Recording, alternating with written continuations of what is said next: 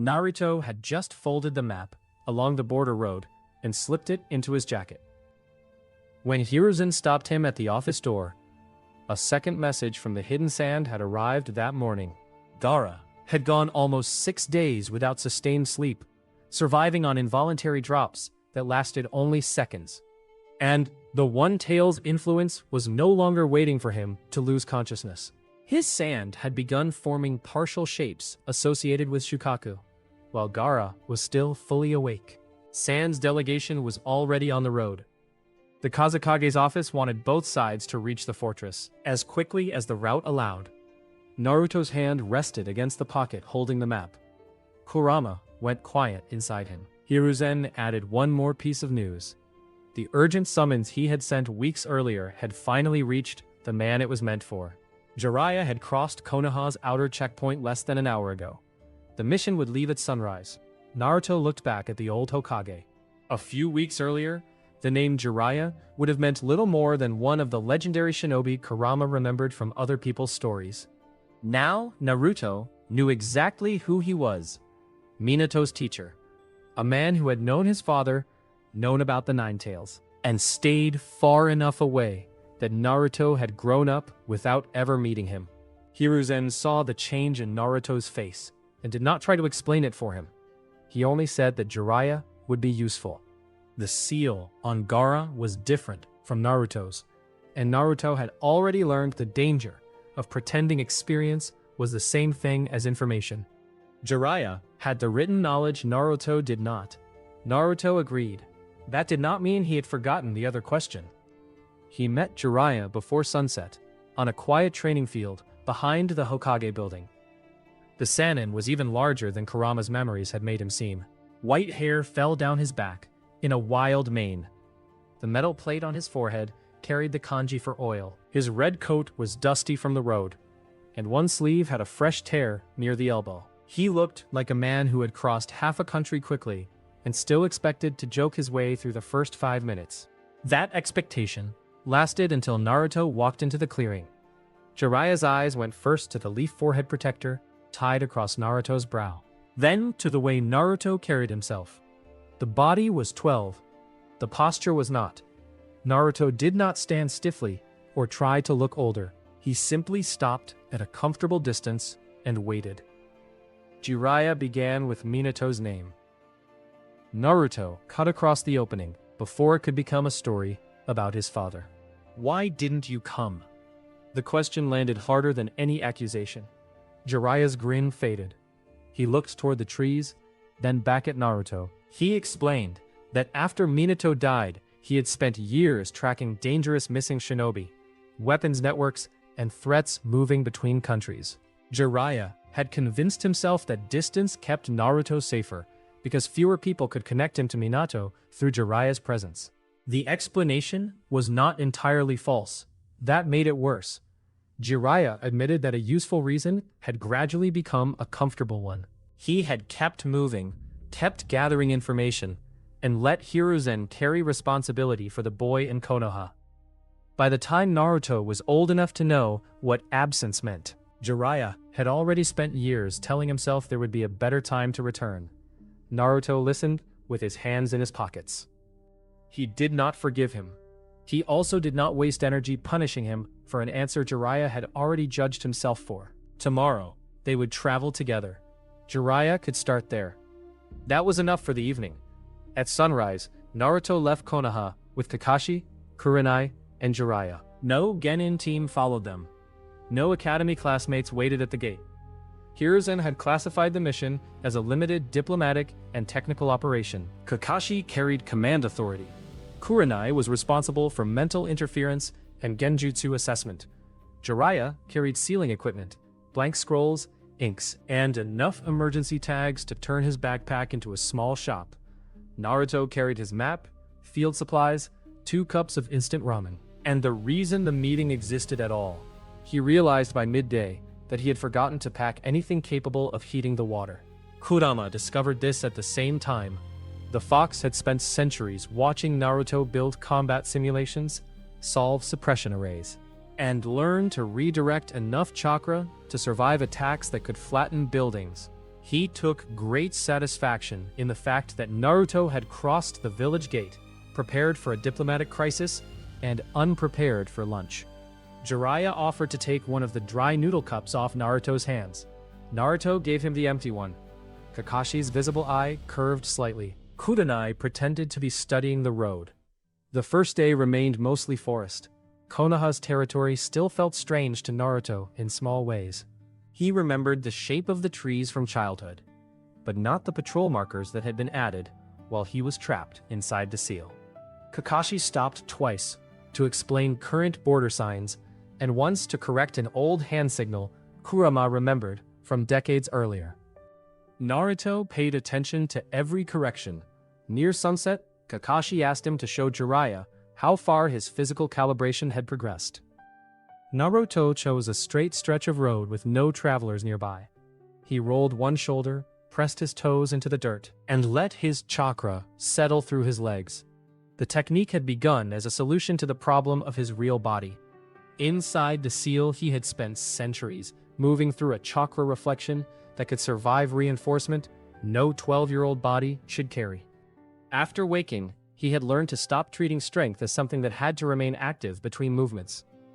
He only needed power at the instant his body used it.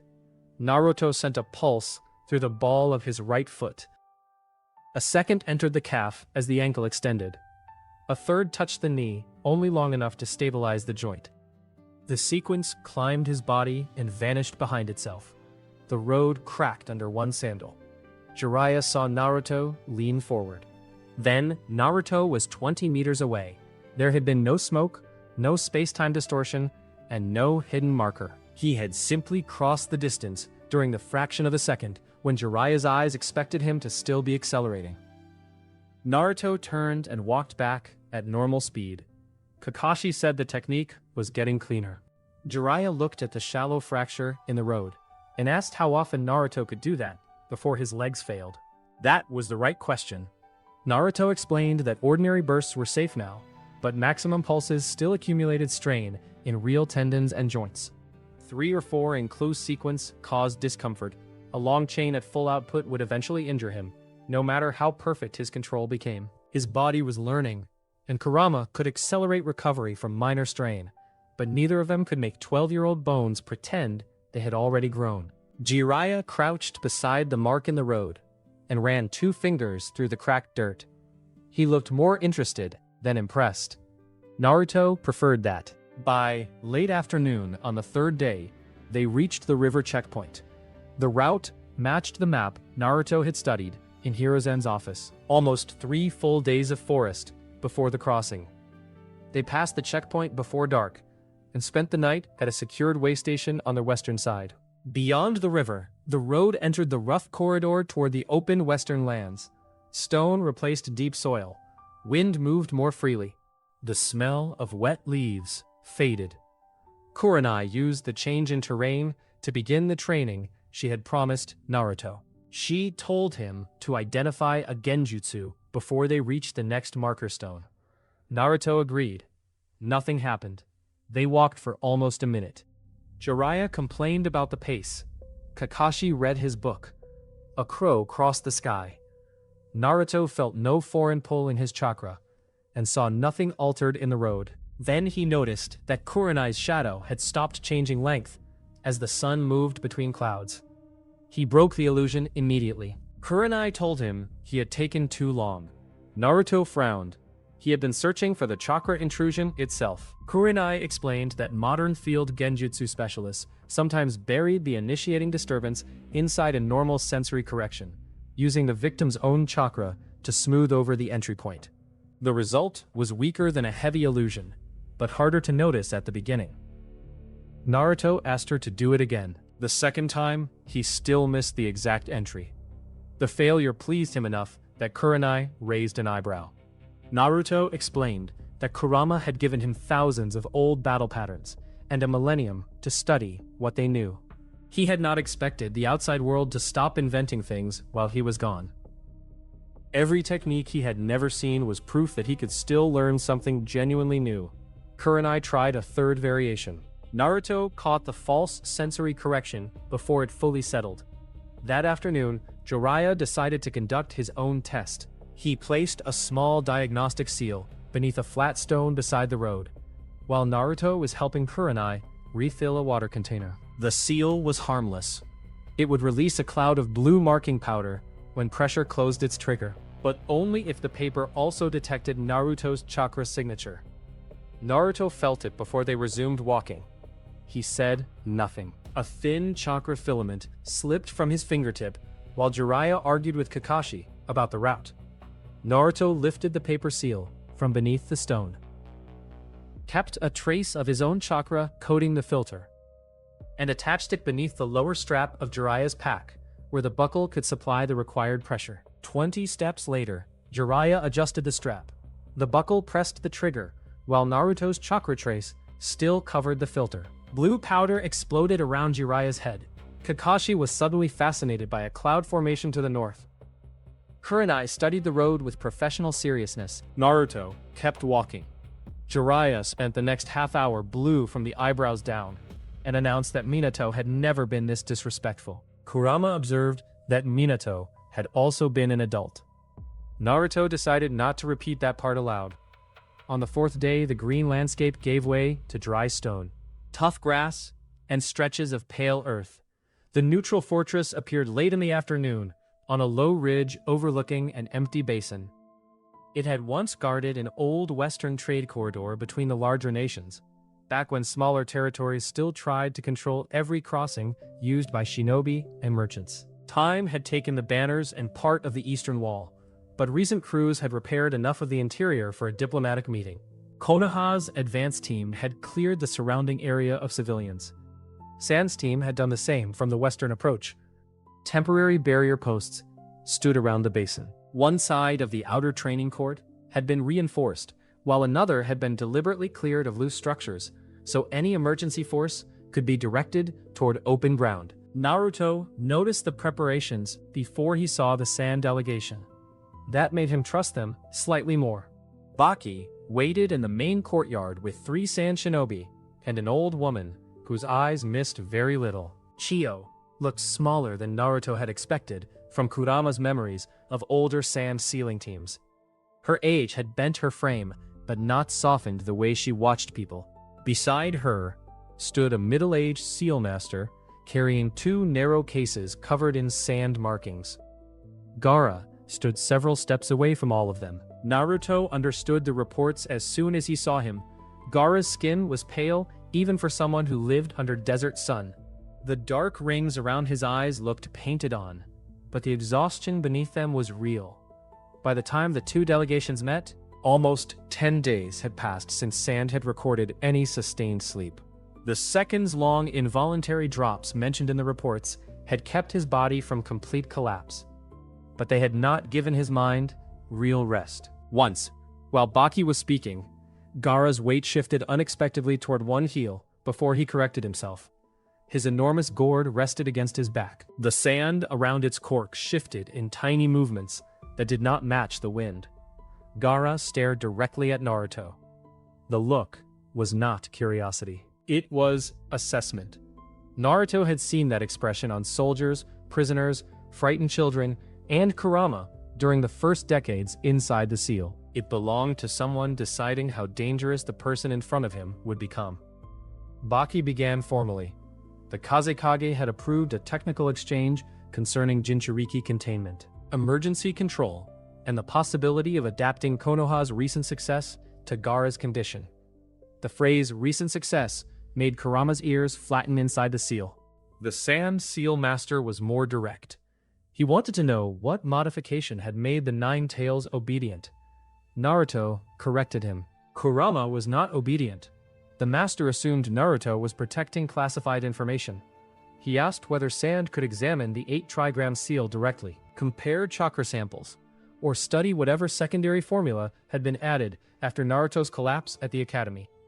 Naruto allowed external observation of his chakra under conditions agreed upon in advance. He refused internal access to the seal, and refused to provide a sample of Kurama's chakra for storage or replication. Kakashi did not intervene. Before leaving Konoha, Hiruzen had approved one narrow disclosure because Sand's central assumption had to be corrected before any useful negotiation could begin. Naruto could reveal the approximate subjective duration of the anomaly and the fact that the emergency layer had collapsed permanently when he woke.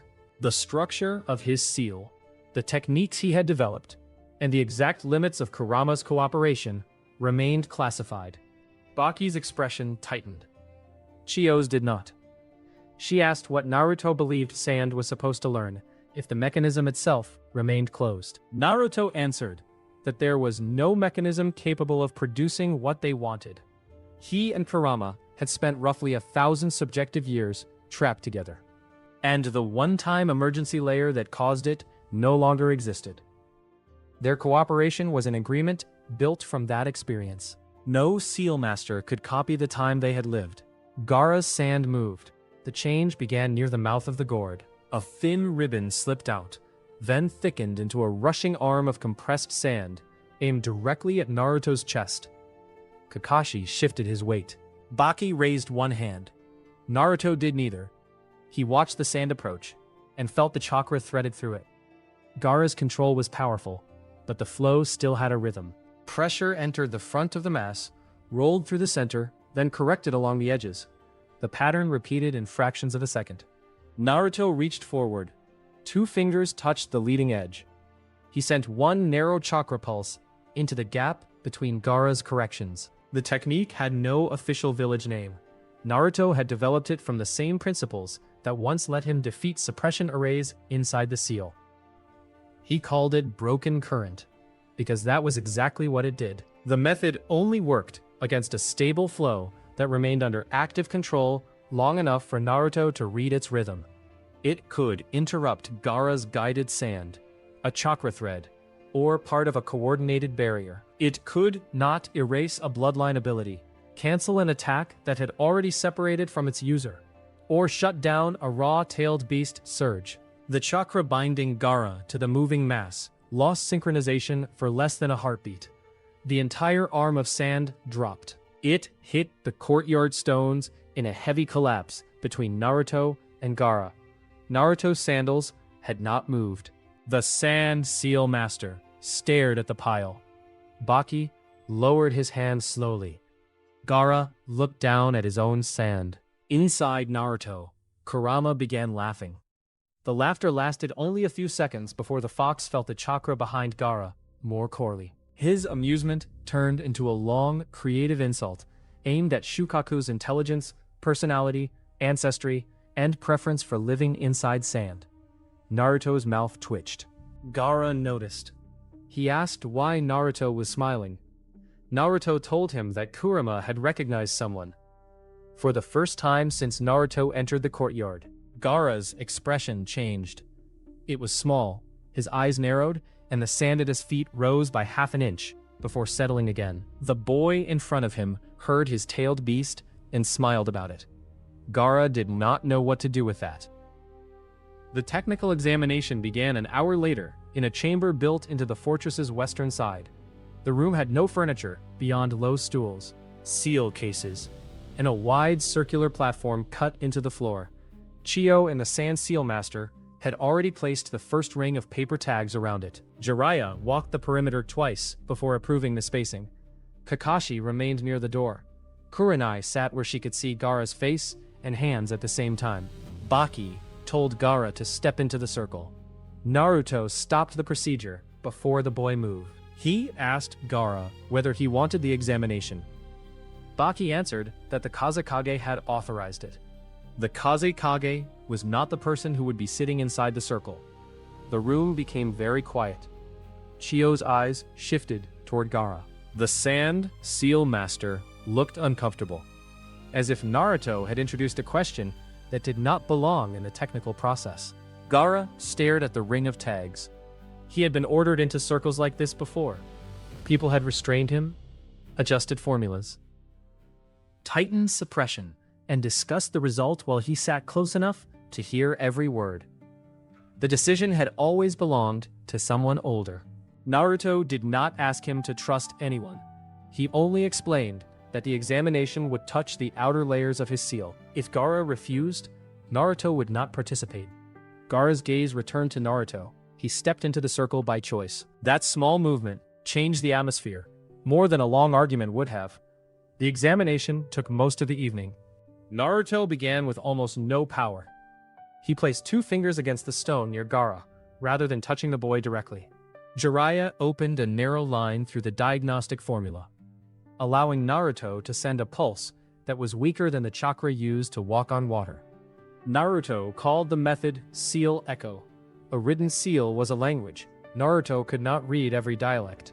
What he could read was what chakra did after the writing acted on it. The first pulse entered the outer layer and returned flattened. Naruto felt a structure designed to compress sudden surges. The second pulse moved deeper and split into 2 routes. One stayed around Gaara's own network. The other curled toward the gourd on his back. Naruto opened his eyes. Chiyo had noticed his attention shift. She asked what he had felt. Naruto described function rather than symbols. One layer held Shukaku inward. Another redirected pressure. A later structure sat on top of both and compressed sudden movement back toward the center. Several sections were not working together. They were fighting the same problem in different ways. Chiyo moved closer to the circle. She began pointing out the history Naruto could not know. The oldest layer had been built when Shukaku was sealed into Gaara. Later modifications had been added after dangerous episodes in early childhood. Each new team had tried to stop the most recent failure without rebuilding the entire foundation. The modern Sandmaster defended the choices. A full resealing of a Jinchuriki could kill the host. Small changes were safer than tearing apart a functioning containment system. Naruto agreed with the reasoning. He also pointed out the cost. Every suppressing layer pushed pressure somewhere else, while Gaara remained awake. His own will reinforced the structure. The seal did not recognize that as a formal component, but the result was obvious through seal echo. Gaara was constantly compensating for what the written system failed to contain. When he slept, that active resistance weakened. Shukaku did not suddenly become stronger. The pressure that had been compressed all day finally found less resistance. Kurenai watched Gaara during the explanation. His eyelids had lowered twice and snapped open both times. On the second occasion, his left hand dug hard enough into his own knee to leave white marks in his skin. Naruto sent another pulse, this time following the route toward the gourd. Something inside answered, but the response was not Shukaku. It was colder and more regular, shaped like a storage pattern. Naruto repeated the test from a different angle. The pulse entered Gaara's seal, touched the branch line, traveled into the gourd, and returned with a faint signature that did not belong to ordinary sand. There was chakra stored there. Chiyo's expression finally shifted. She removed the gourd, only after Gaara agreed, and placed it inside a second diagnostic ring. The Sand Seal Master opened one of his cases and unrolled a reference diagram. According to the current documents, the gourd carried containment markings for Gaara's personal sand and several emergency stabilizers. One older buffer circuit was listed as inactive. Naruto touched the outer seal on the gourd with one fingertip. It was active. Chiyo recognized the architecture after Jiraiya copied the response pattern onto paper. Decades earlier, sand engineers had experimented with diverting tiny amounts of excess tailed beast chakra into portable storage. A host under pressure could shed part of the burden instead of letting it strike the main seal all at once. The concept had been folded into a larger wartime proposal that Chiyo called the Desert Reservoir Project. The modern Sandmaster frowned at the name. He had seen it in archived references, but the project had been marked closed long before he joined the sealing division. The gourd should still contain the physical branch, because removing old seal structures from a Jinchuriki's equipment could create new instability. The branch itself was supposed to be dormant. It was not. Naruto tested the stored chakra more carefully. The amount was small compared with Shukaku's total reserves. But the pattern had been accumulating for a long time. A resonance key sat at the end of the buffer, waiting for a matching external seal. Jiraiya understood that part immediately. The gourd was not transmitting chakra across countries. It was storing it locally. When Gaara returned to a compatible sand array, The key could open and transfer what had accumulated into a larger receiver. That solved one mystery and created several others. Chiyo said the old receivers were supposed to have been dismantled or sealed shut. The current master had no authorization records for an active connection. Baki asked whether the hidden circuit was causing Gaara's insomnia. Naruto answered carefully. It was not the original cause. Gaara's seal already made sleep dangerous. The accumulator did something else. It gave Shukaku one more reason to resist every increase in pressure, because part of that pressure was being siphoned away. How much it mattered could not be known while Gaara was awake. The buffer had not yet crossed its higher activation threshold. Naruto could sever it now, but he refused to do so. The line ran too close to the main seal. He did not know what the receiver had been designed to do when the connection disappeared. Cutting an unfamiliar circuit from the middle was exactly the kind of confident stupidity Kurama had punished out of him centuries ago. And Chiyo did too. The Sandmaster looked unhappy, but he could not argue with the risk. They could investigate the receiver only in Sunagakure. The immediate problem remained Gaara's sleep. Naruto proposed something smaller, a 20-minute test. They would not rebuild the seal. They would create a temporary bridge around one part of it. When Gaara slept, Shukaku would receive a restricted sensory outlet into the sand held by the gourd. The outlet would allow a small amount of chakra and awareness through, without giving Shukaku Gaara's body. Kurama would absorb the first pressure surge on Naruto's side of the bridge. Jiraiya and Chiyo would keep the written structure stable. Kurenai would create a mental return point for Gaara, so he could find the path back toward wakefulness if his senses were overwhelmed. The Sand Seal Master asked the obvious question, why would Shukaku cooperate? Naruto looked at Gaara. Because the current arrangement was hurting Shukaku too. Gaara did not agree immediately. He listened to the explanation, then picked up the gourd and left the chamber with Baki. Naruto did not follow him. That evening, the fortress settled into an uneasy quiet. Konoha occupied rooms on the eastern side. Sand held the western side. The central courtyard remained neutral ground. Guards watched the walls, though the nearest civilians were already miles away. Naruto sat on the low stone edge around the courtyard well and studied the copied seal diagrams. Jiraiya joined him with 2 brushes and 3 pages of notes. The Sannin had spent an hour explaining the written difference between a pressure route and a permission route. Naruto had understood the chakra behavior quickly, and then written the corrective marks so badly that Jiraiya made him try again. Naruto's second attempt was worse. Jiraiya laughed until Chiyo appeared behind them. She took Naruto's page, stared at it, then asked whether 1,000 years of training had somehow missed handwriting. Jiraiya laughed harder. Chiyo picked up his page next. The laughter stopped. She compared the 2 sheets, said they were both offensive to written language, and took the brush away from them. Kakashi passed through the courtyard a few minutes later and quietly folded both rejected pages into his vest. He said he might need them if he ever wanted to frighten students. The sound Naruto made was close enough to a normal 12-year-old laugh that Jiraiya looked at him for a moment longer than necessary. The laughter ended when sand whispered across stone. Gaara stood at the far entrance to the courtyard. Baki was visible in the archway behind him. Kakashi noticed the sand jonin and stopped moving away. Kurenai remained on the balcony above, close enough to intervene if needed. Gaara had not come secretly. Baki had allowed him into the court, because Sand needed the same answer Gaara did. Could Naruto actually stop him if the procedure failed? Gaara asked the question directly.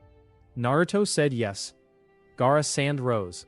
The courtyard was wide enough for a controlled test. The barriers around the fortress were active. Baki warned Gaara not to damage the seal chamber or the occupied wings. Gaara did not answer. 3 streams of sand struck at Naruto from different angles. Naruto formed the simple Academy clone seal. 20 copies appeared across the courtyard. They were ordinary clones. None had substance. None carried independent minds. Naruto had once spent a full internal year learning to make one stand correctly. Centuries later, he had turned the same weak Academy technique into something no instructor would have recognized. Every copy breathed at a slightly different rhythm. Clothing moved with subtle delay. Feet appeared to disturb dust at the right moment through carefully timed visual distortion. Hair-thin chakra filaments carried tiny false pulses through the group, weak enough to do nothing physically, but distinct enough to imitate the presence of separate targets. Gaara's automatic defense reacted. The first sand stream crossed through a clone on the left. A second snapped toward another Naruto near the wall. The third changed direction twice, as the defense tried to account for several false movements at once. Naruto called the technique Mirage Legion. Its weakness was simple. None of the clones could touch anything. Its purpose was simpler. They did not need to. Gaara's defense had already spent the fraction of a second Naruto wanted. Naruto sent one pulse into his right foot, another through his calf, and a third through the knee, at the exact instant the joint needed support. He triggered 1,000 pulse step, and the real Naruto disappeared from the center of the courtyard. Gaara's eyes widened. Sand exploded upward in front of his chest before Naruto arrived. The automatic defense was still fast enough to protect him, even after the false targets confused its first response. Naruto reached the wall of sand. 2 fingers touched it, and he triggered Broken Current. For less than a heartbeat, the chakra controlling that section lost its rhythm. Naruto stepped through the opening and stopped his palm 2 inches from Gaara's chest. The other clones vanished. The fight had lasted only seconds. Gaara's sand gathered behind Naruto, ready to crush inward. Naruto lowered his hand first. He had not drawn Kurama's chakra. There was a shallow mark in the courtyard, where 1,000 pulse step had launched him, and nothing else showed that he had treated the exchange as a serious fight. Gaara stared at the open hand Naruto had chosen not to use. Baki said nothing. He had received his answer too. Naruto returned to the well and picked up the seal diagram. Gaara remained where he was for several seconds before following. He asked what Naruto wanted from him. Naruto did not give him a speech about loneliness. He did not say he understood everything Gaara had lived through. Naruto had spent 1,000 years with Kurama, but those years belonged to Naruto. Gaara's life was his own. Naruto offered a measurable promise instead. 20 minutes of sleep. If the procedure failed beyond the agreed limits, Sand would activate its emergency suppression. If Gaara woke in his own body, he would decide whether there was a second attempt. Gaara asked why Naruto cared. Naruto looked at the gourd on his back and the sand still circling his feet. Because somebody should ask you before they change your cage. Gaara's eyes stayed on him. Then he agreed. They spent the next day preparing for 20 minutes. Naruto considered that a good sign. The dangerous procedures he had seen inside Konoha had usually become dangerous because someone wanted a quick result more than a controlled one. Here, every participant had a reason to distrust the others, which meant every assumption was challenged before it reached Gaara's body. Jiraiya and Chiyo designed the bridge together. He understood how to create permission between separate chakra systems without confusing one for the other. She understood which parts of Gaara's old seal could tolerate temporary pressure, and which marks had been reinforced so many times that touching them would be reckless. Chiyo also took responsibility for Gaara's physical monitoring, checking his pulse, breathing, and chakra pathway stress before and after every test. Instead of treating the seal as if it were separate from the boy carrying it, the current Sandmaster handled the newer layers and the gourd's buffer circuit. He isolated the accumulator as much as he safely could. But Naruto insisted they leave the branch visible to seal Echo. They needed to know if it changed when Gaara slept. Kurenai built no sleeping illusion. Instead, she asked Gaara for 3 real sensory details he could recognize, even when frightened. Gaara refused the first several suggestions. The fortress meant nothing to him. The voices in the room meant even less. Eventually, he chose the cold of stone beneath his right hand, the pressure of the gourd strap across his shoulder, and the dry scrape of sand moving over rock. Kurenai created a light genjutsu structure around those sensations. She would not force them into Gaara's mind. She would keep them stable if Shukaku's chakra distorted everything else. They would act like markers on a road back toward waking. Baki demanded a written emergency protocol before the bridge was activated. Kakashi agreed. The final version gave Naruto 1 minute to attempt stabilization after a major surge, unless Gaara's life was in immediate danger. Jiraiya and Chiyo had joint authority to declare the primary seal at risk. If both did, Baki could activate Sand's full suppression method. Kakashi controlled evacuation and the fortress barriers. Kurenai could order the bridge broken if Gaara's consciousness disappeared completely from her reach. Naruto added one more condition. If Gaara woke and said stop, the experiment stopped. Baki accepted after a long look at the boy he served. The agreement with Shukaku was harder.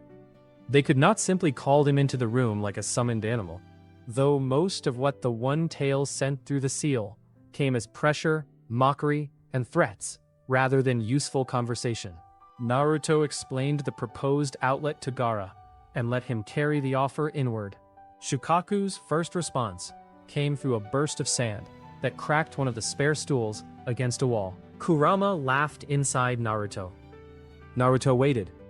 Gaara's expression tightened while the argument continued, where no one else could hear it. After several minutes, he reported that Shukaku wanted to know why he should accept a smaller outlet when taking Gaara's whole body was possible every time the boy slept. Naruto answered that Sand's emergency option would suppress him again, while the controlled outlet would let him keep a portion of awareness outside for the entire test. More importantly, the accumulator would be isolated during the 20 minutes, so it could not siphon what Shukaku released. The sand around Gaara became still, because that part mattered to Shukaku. He did not trust Naruto, and he trusted Sand even less. A temporary arrangement in which his chakra was not stolen from the pressure cycle was worth testing. Gaara finally said that Shukaku would allow the outlet once. Kurama made a skeptical sound. Naruto reminded him that his own first agreement had been smaller than that. The fox stopped complaining. The procedure began after sunset, when the fortress had cooled and the outer courtyard was empty. The main seal room had been cleared of everything that could become dangerous debris. The gourd rested inside a secondary circle, several feet from Gaara. Its carrying strap had been unclipped from the gourd and left across Gaara's shoulder, so Kurenai could preserve the familiar pressure as one of his return anchors. The outer wall beyond the gourd opened toward the empty basin and had been prepared as the safest direction for any uncontrolled release. Kakashi stood near that side. Baki took the opposite position with the emergency suppression scroll already unsealed at his feet. Jiraiya, Chiyo, and the Sand Master sat at 3 points around the bridge array. Kurenai stayed close enough to Gaara to watch the muscles around his eyes. Naruto sat across from him. Gaara lay back slowly. His right palm touched the cold stone, one of Kurenai's anchors. The gourd strap had been loosened, but left across his shoulder, so the familiar pressure remained. A thin layer of sand moved across the floor beside him with the exact dry scrape Kurenai had preserved. The first time Gaara closed his eyes, they opened again almost immediately. His breathing had accelerated. No one told him to relax. The second attempt lasted 4 seconds. The third lasted long enough for his fingers to twitch toward the sand. Naruto kept the bridge almost completely closed. He could feel Shukaku pressing from the other side, testing the narrow path. But the One Tail had not tried to break the agreement yet. Gaara closed his eyes again. His body had been demanding sleep for days. Once fear stopped forcing him fully awake, exhaustion took what it had been denied. His breathing changed. Kurenai lifted 2 fingers. He was asleep. Jiraiya opened the first layer of the bridge. Naruto felt Gaara's seal like a distant structure, touching the edge of his own senses. Kurama sent a controlled stream of chakra into the receiving side, enough to act as a buffer, but nowhere near enough to threaten the room. The gourd answered. A small amount of sand rose from its mouth and collected inside the secondary circle. It formed a crude head with 2 pointed ears and a wide grin. Shukaku had his outlet. Gaara remained asleep. 5 seconds passed. Then 10. Chiyo said the primary seal was stable. Kurenai still felt Gaara behind the return anchors. Naruto watched the accumulator. Its flow had increased, but only slightly. Then Gaara slipped deeper into sleep. The pressure from Shukaku changed all at once. Naruto felt it before the written seals reacted. The accumulator opened all at once. A hidden threshold clicked into place inside the gourd, and the old buffer began pulling chakra hard enough for every sealing expert in the room to feel it. The sand projection froze. Shukaku understood what was happening before the humans did. His cooperation ended violently. The secondary circle exploded outward. Sand struck the ceiling and walls. The small head became a huge claw before the broken tags had even finished falling. Gaara's body arched inside the main circle as dark markings spread across one side of his face. Jiraiya slammed his palm onto the bridge formula to keep it from tearing apart. Chio caught two destabilizing lines with chakra threads and pulled them back into alignment. The Sandmaster tried to close the accumulator. The circuit ignored his command, because the high-pressure threshold had moved authority to a deeper layer he had never seen in the modern records. A massive arm of sand formed above Gaara. Naruto stood. Kurama was already giving him chakra. The red-orange layer settled over Naruto's skin in one smooth movement. It did not flare through the chamber. It hugged his arms, legs, and shoulders like a second surface. His eyes sharpened. Heat moved through his muscles in controlled waves. Inside the seal, Kurama called it the first veil. It was the greatest amount of the fox's chakra Naruto had trained his real body to carry continuously without damaging himself. The Sand delegation had never seen it. The enormous claw came down toward the bridge team. A chakra arm extended from Naruto's shoulder, caught the wrist, and stopped it in the air. Stone cracked under Naruto's sandals. Naruto sent another chakra arm into the broken masonry and held the upper stones long enough for Kakashi to pull the Sandmaster clear. For several seconds, Naruto was holding the partial manifestation of a tailed beast with one extension, while physically supporting a failing wall with another. He still kept his own hands free for the bridge. Baki stared once, then went back to his job. The partial Shukaku was still growing. Wind screamed through the opening in the wall. Sand from the basin outside began climbing the slope toward the fortress, as Shukaku's influence reached for more material. Kakashi moved the wounded Seal Master behind the inner barrier and ordered the outer guards farther back.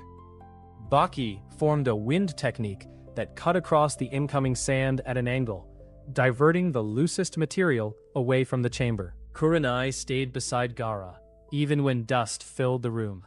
The One-Tail's half-formed face pushed through the broken wall. Its mouth opened. Naruto felt pressure compress inside it. The attack was not a full-tailed beast bomb. Shukaku did not have enough of himself outside for that. The concentrated wind and chakra still carried enough force to rip through the upper fortress and kill everyone standing behind it. Naruto released the wall and stepped between the attack and the occupied wing.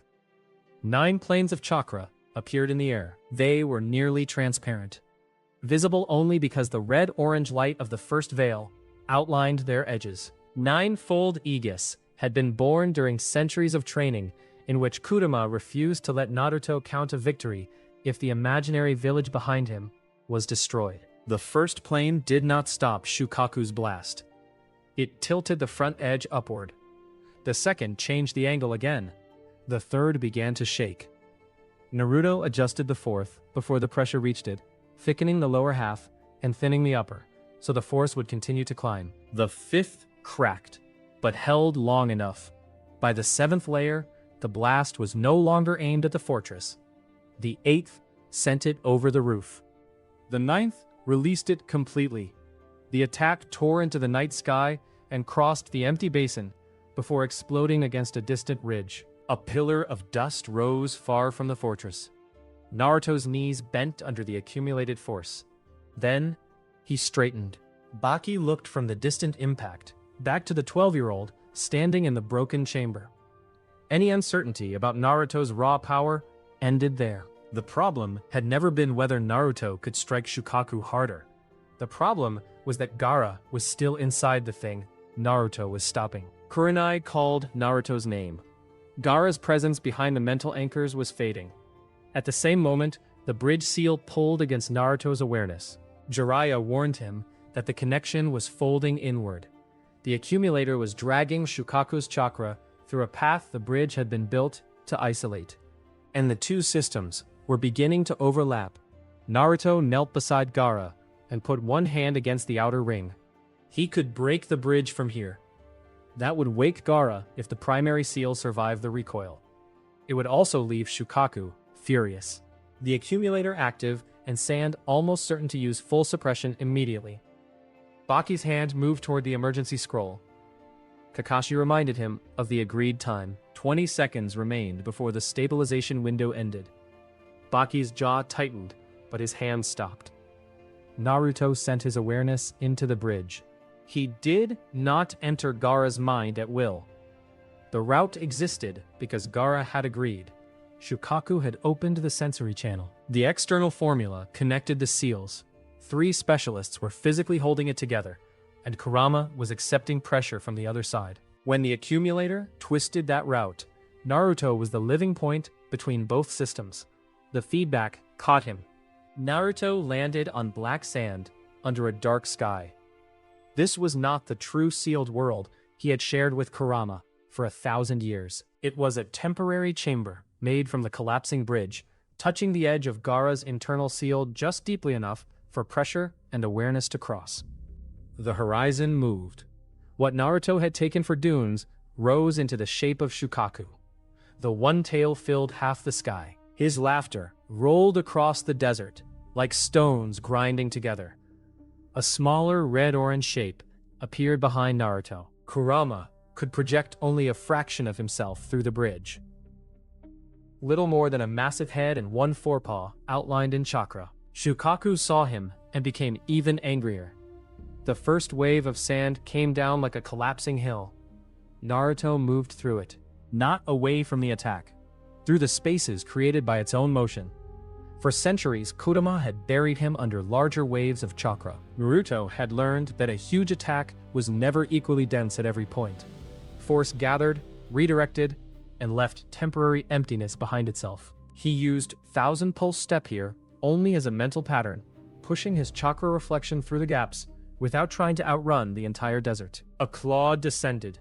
Naruto turned its edge with a narrow chakra plane and kept moving. Shukaku attacked again. Naruto still did not strike back. That infuriated him more. The One Tail demanded to know why Kurama had brought another human into a cage and called it cooperation. Kurama answered that Shukaku had always been loud enough to confuse volume with intelligence. The insult became an argument immediately. Naruto let them have 3 seconds of it, while he looked for Gaara. Kurenai's anchor reached the bridge as a faint repeating sensation under all the pressure. Cold stone beneath a right palm, a strap across a shoulder, sand scraping over rock. The sensations had no natural place in the black desert. That was exactly why Naruto could follow them. He crossed the dunes toward the repeating signal, while Shukaku's attacks tried to close the route. Kurama blocked one avalanche with his projected paw. The effort made his outline flicker. He warned Naruto that the bridge could not carry much more. Naruto found the cold stone sensation beneath a wall of packed sand. He dug. There was no elegant technique for that part. He tore through the sand with both hands until he found a small arm, then a shoulder. Then, Gaara curled beneath the weight of the internal desert. Gaara's eyes were closed. Naruto pulled enough sand away for him to breathe. The boy did not wake immediately. When his eyes finally opened inside the bridge space, exhaustion filled them more deeply than anger. Gaara understood from Naruto's explanation that the procedure had failed. He also understood what Sand's emergency method would do. It would force Shukaku back, tighten the same layers that already made sleep dangerous, and probably damage whatever temporary trust had allowed the sensory outlet to open. Naruto did not tell him what choice to make. He asked whether Gaara wanted the experiment stopped. The question was almost lost beneath Shukaku's roar. Gaara looked toward the moving horizon. Then he looked down at his own hands. He had been asleep for only seconds. Those seconds had been deeper than anything his body had allowed in years. He chose to continue. Naruto turned toward Shukaku. The One Tail expected another attempt to force him into submission. Naruto offered terms instead. During the sleep protocol, Gaara would keep ownership of his body. The accumulator would be isolated, so sand could not siphon chakra through the hidden buffer. Gaara would be able to end future sessions after waking and refuse the next one. Shukaku would receive a controlled outlet into the gourd's sand. He would be allowed to see and hear through it, speak through the projection, and move a limited amount of sand inside the external circle. The suppressing pressure on that channel would be reduced as long as he stayed within the agreed limit. If he tried to expand the outlet into full possession, it would close. Shukaku laughed at the idea of trusting humans. Kurama finally stopped insulting him. The fox's voice became quieter. He told Shukaku that Naruto had possessed 1,000 years of opportunity to steal his chakra through the seal. Naruto had studied the cage until he understood more about it than most people alive. He could have spent those centuries searching for a way to take control. He did not. That was the reason Kurama gave chakra now when Naruto asked. Shukaku's huge face lowered toward them. He still hated sand. He did not trust Gaara. He certainly did not trust Naruto after one meeting. But the hidden accumulator had been taking his chakra too. The agreement offered something the old system never had. A boundary he could accept, because the alternative was worse for everyone. Gaara spoke before Shukaku answered. He agreed to the same limit. The One Tail stared at his host for a long moment. Then the desert stopped moving. The black desert broke apart. Naruto's eyes opened in the damaged seal chamber. Only seconds had passed outside. His hand was still pressed against the ring. Jiraiya's arm shook from holding the bridge. Chiyo had one knee against the floor, and 3 chakra threads stretched between damaged marks.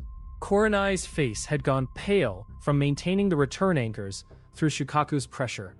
Baki had one hand over the emergency scroll. Naruto told him to wait. The partial Shukaku turned toward Gaara's body as if trying to drag itself back through him. Then the flow changed. The enormous arm lost shape first. Sand poured from the fingers in heavy streams. The head outside the broken wall collapsed around its own jaw. The dark markings on Gaara's face retreated as the pressure shifted toward the gourd instead of his body. Jiraiya felt the bridge settle, but Naruto told him not to narrow it yet. Through seal echo, Naruto felt Shukaku deliberately reduce the pressure, feeding the damaged route. The flow dropped below the hidden activation threshold for the first time since the accumulator had seized control. The deeper override stopped forcing the branch open. Naruto called the timing. The Sand Master closed the visible accumulator gate, while Jiraiya and Chiyo pinned the bypass line with a temporary cross seal from both sides of the bridge. Only after Naruto confirmed that the deeper branch had stopped answering did Jiraiya narrow the connection. The permitted sensory outlet now carried Shukaku's released chakra directly into the secondary circle, leaving the hidden accumulator with no surge it could claim. Inside the secondary circle, sand rose from the gourd again. It formed a head about the size of a large dog, then shoulders and 2 short forelegs. The little Shukaku projection looked ridiculous compared with the giant shape that had almost torn through the fortress. Its expression suggested it was aware of that fact, and hated everyone present for noticing. Kurama laughed so hard, Naruto had to tighten his jaw to keep from joining him. Gaara remained asleep. Kurenai checked the anchor. His awareness was still there. Chiyo checked the primary seal twice. Jiraiya marked the time. The original promise had been 20 minutes. No one extended it because the crisis had ended. Naruto sat beside the circle, while the others repaired enough of the chamber to keep monitoring safe. The first veil faded from his skin. His real body registered the strain only after Kurama's chakra withdrew. Both legs felt heavy from repeated reinforcement, and his shoulders ached from supporting the wall and Shukaku's arm at the same time. The pain was ordinary. No tendon had torn. Naruto accepted the result. The small Shukaku projection sat beside the gourd and glared at him. Kurama continued offering comments from inside Naruto until Shukaku finally snapped. that the fox had become a pet. Kurama responded with a description of Shukaku's intelligence that involved a cracked clay pot and several generations of desert insects. Naruto asked both of them to be quieter. Shukaku pointed out that Gaara was already asleep. Naruto decided not to explain that this was exactly why the request mattered. At 20 minutes, Jiraiya closed the outlet to its minimum setting. Naruto touched Gaara's shoulder. Gaara woke instantly. His eyes opened wide, and sand rushed halfway across the circle before stopping. He looked at his hands first, then his chest, then the room. His gaze found the broken wall and the cracked floor. He looked at Naruto. Naruto told him the procedure had almost failed. Shukaku had partially manifested, and the accumulator had activated at a hidden threshold. He did not soften the report. Gaara deserved to know what had happened while he was unconscious. Gaara asked how long he had slept. 20 minutes. He looked toward Chiyo as if expecting correction. The change in Gaara was physical before it was emotional. His shoulders had dropped slightly. His eyes focused more easily. His breathing was slower. 20 minutes could not repair years of exhaustion, but his body had received something it had almost forgotten existed. The Sand Master completed a short examination of the active formula. Gaara's primary seal showed no new damage. Chiyo checked his pulse, breathing, and chakra pathway stress, while Kurenai confirmed that his conscious responses were his own. Shukaku remained angry, but inside the agreed channel. The accumulator stayed isolated. Baki began to discuss whether they should suspend further testing. Gaara interrupted him and asked for another attempt. Naruto made him repeat the choice after hearing every known risk again. Gaara did, but the team still refused to restart immediately. 20 successful minutes proved that the agreement could work. They did not prove that the damaged equipment was ready for another load. For the next several hours, the specialists rebuilt the outer circle while everyone worked in shifts.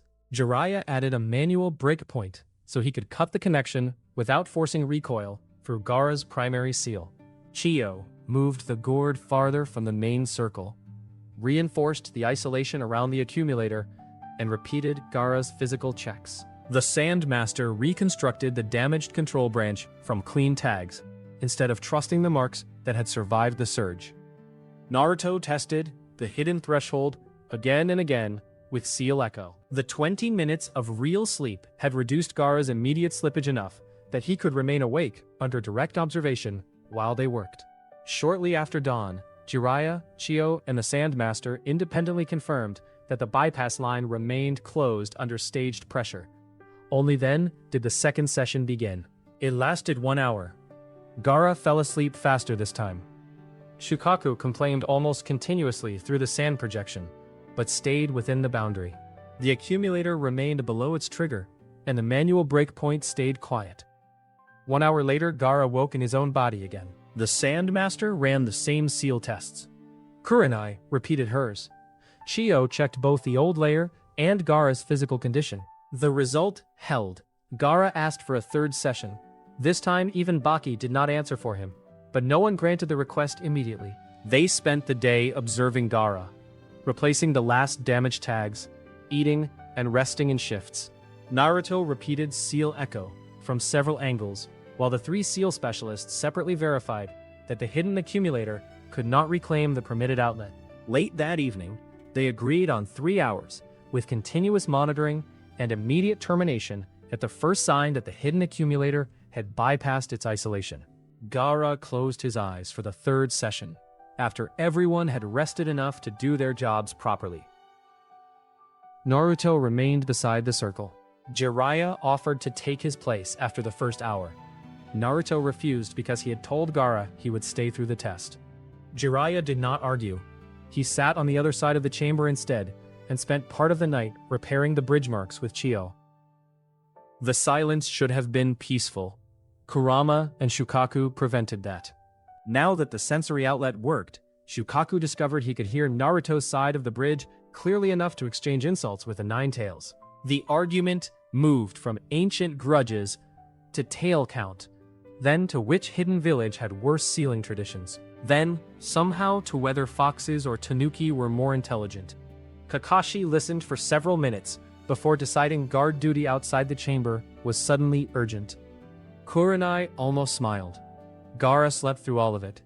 3 hours later, Naruto woke him. The boy opened his eyes more slowly this time. For several seconds, he looked around as if the room had moved while he was gone.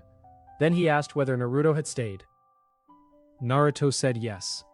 Gaara's gaze shifted toward the small sand projection, which was still blaring at empty air, while Shukaku argued with Kurama. He asked whether the noise happened every time. Naruto told him the protocol guaranteed sleep. It did not guarantee silence. Still better. It was the closest thing to a joke anyone had heard from him. By morning, the diplomatic discussion had changed completely. Sand had arrived, expecting a secret control technique. Instead, their delegation had watched Naruto stop Gaara in seconds, redirect a partial tailed beast attack away from the fortress, and help create a temporary arrangement in which neither Gaara nor Shukaku was forced into complete submission. There was no formula they could take home and apply to every Jinchuriki. There was, however, a specific protocol that worked for Gaara. Chiyo insisted the agreement remain temporary until the accumulator was understood. Naruto agreed. Baki agreed after adding conditions for Sand's security. Kakashi added matching protections for Konoha's classified information. The final document allowed Gaara to use the sleep bridge under trained supervision. No new modification to the temporary procedure could be made during the mission without Gaara's informed consent. He could withdraw that consent before any future session began. Kurama's chakra could not be stored, copied, or transferred to Sand. Naruto's seal remained closed to internal examination. The accumulator would stay isolated during sleep sessions. Gaara could refuse the next session after waking. Baki stopped at that last line. Then he signed anyway. The agreement did not rewrite Sand's law. Rasa had not approved that. It did something smaller. For the first time, a procedure involving Gaara's seal carried Gaara's own recorded consent as an operating requirement.